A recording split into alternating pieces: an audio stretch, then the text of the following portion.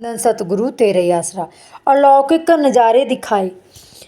प्रेमी भागीरथ सिंह फौजी गांव बाता जिला कैथल हरियाणा से हुजूर सच्चे पातशाह जी के नूरी दर्शनों का इस प्रकार बयान करता है। मैं फौज में नौकरी करता था। नाम दान प्राप्त करने से पहले मैं सब कुछ खा पी लेता था। एक बार जब मैं छुट्टी पर अपने घर आया हुआ था तो एक दिन मेरे पड़ोस में हमारे गांव की साध संगत ने नाम चर्चा रखी हुई थी। उस दिन मैंने पहली बार सतगुरु जी की नाम चर्चा सुनी। मुझे कुल मालिक की सच्ची वाणी तथा शब्द सुनकर बहुत ही खुशी व आनंद का अनुभव हुआ। बातचीत के दौरान प्रेमियों ने मुझे डेरा सच्चा सौदा पूज्य परमपिता जी व पूज्य हजूर पिताजी तथा सत्संग व नाम के बारे में विस्तार पूर्वक समझाया। उन्होंने मुझे यह भी बताया कि साध संगत का ट्रक कल सुबह जहां से सत्संग पर जाएगा, इसीलिए आप हमारे साथ चलकर सभ्य अपनी आंखों से देखें तथा सत्संग सुने। अगर आपको सब कुछ ठीक लगे और पूज्य हजूर पिताजी के पवित्र वचन आपको उचित लगे तो फिर नाम ले लेना। इस पर मैंने उन प्रेमी जनों को अपने मन की शंका प्रकट करते हुए कहा, प्रेमी जी, आपको पता है कि फौज में मांस शराब आदि सब कुछ चलता है, इसीलिए मैं नामदान के नियमों की पालना नहीं कर सकूंगा। आप मुझे तो क्षमा कर दें। हाँ, अगर आप यह सोचते हैं कि फौजी ने जवाब दे दिया तो आप मेरी पत्नी को संगत के साथ ले जा सकते हैं। अगले दिन सुबह साध संगत का ट्रक दरबार में आना था।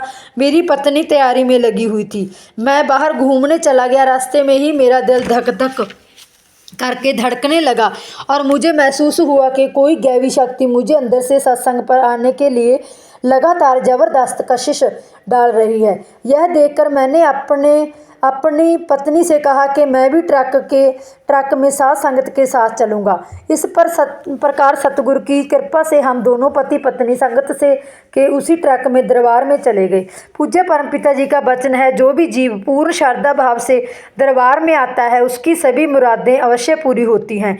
नाम प्राप्ति की तड़फ तो सतगुरु जी की कृपा से पहले से ही मेरे हृदय में पैदा हो चुकी थी। मेरे मन में ना तो वह छोटा सा बहाना बनाकर मुझे रोकने की कोशिश की थी, परंतु सर्वसमर्थ कुल मालिक की कृपा से मेरी आत्मा ने उसे अपने सतगुरु दत्तार जी के पास आने के लिए मजबूर कर दिया। पूज्य शहंशाह जी का सत्संग सुनकर मेरी सभी शंकाएं दूर हो गई और नाम दान प्राप्त करके तो मुझे ऐसे लगा जैसे पूज्य सतगुरु जी ने मेरे हृदय में सैकड़ों चांद वह सूरजों का प्रकाश भर दिया हो, जिससे मुझे हर वस्तु साफ स्पष्ट दिखाई देने लगी।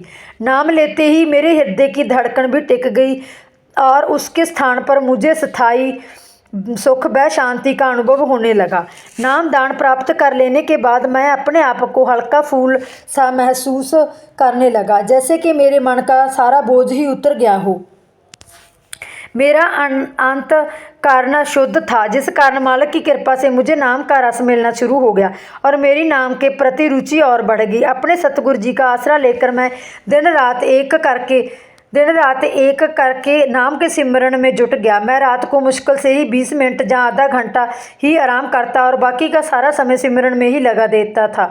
इस प्रकार मैंने दिन रात करके पूरे 6 महीने मालिक के नाम का सिमरन किया, जिससे मैंने नित्य नई अलौकिक खुशियों को हासिल किया। लगातार सिमरन अभ्यास से मुझ पर सतगुरु जी की अपार बख्शिश हुई, अर्थात मेरी रूह शरीर के 9 दरवाजों से निकलकर अंतर्मुख उच्च रूहानी मंडलों पर चढ़ाई करने लग गई।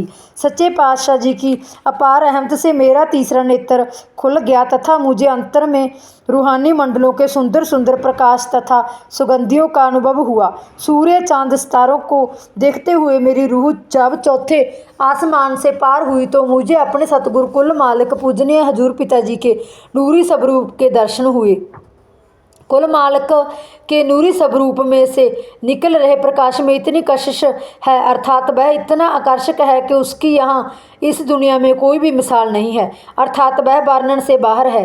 जैसे कि परम पिता जी ने एक शब्द में फरमाया है, चाहे तारियां दी महफिल सजा दो, चाहे चंदा भी मस्तक लगा दो, इस चंदा की रोशनी क्या है, इसको भी मिली सजा है। तेरे नूरी उजियारे तां बुलार है मेरे दाता जी। तेरी रोशनी दा कोई ना शुमार है, चंद सूरज भी खज्जल खुआर है। ਕਰੋੜ ਸੂਰਜਾਂ ਦਾ ਬਾਲ ਵਿੱਚ ਨੂਰ ਹੈ, ਹਜ਼ਾਰ ਮੱਟ ਤੋਂ ਵੀ ਘੁੱਟ ਦਾ ਸਰੂਰ ਹੈ। चले दिन रात नाम वाला दौर है मेरे दाता जी। बाली दो जहान सतगुरु जी का एक बहुत ही सुंदर सिंहासन पर विराजमान थे। उन पर फूलों की वर्षा हो रही थी और उन फूलों से में ही प्रकाश इतना सुंदर व लुभावना था कि वह रूह जबरदस्त ही उधर को खींची चली गई।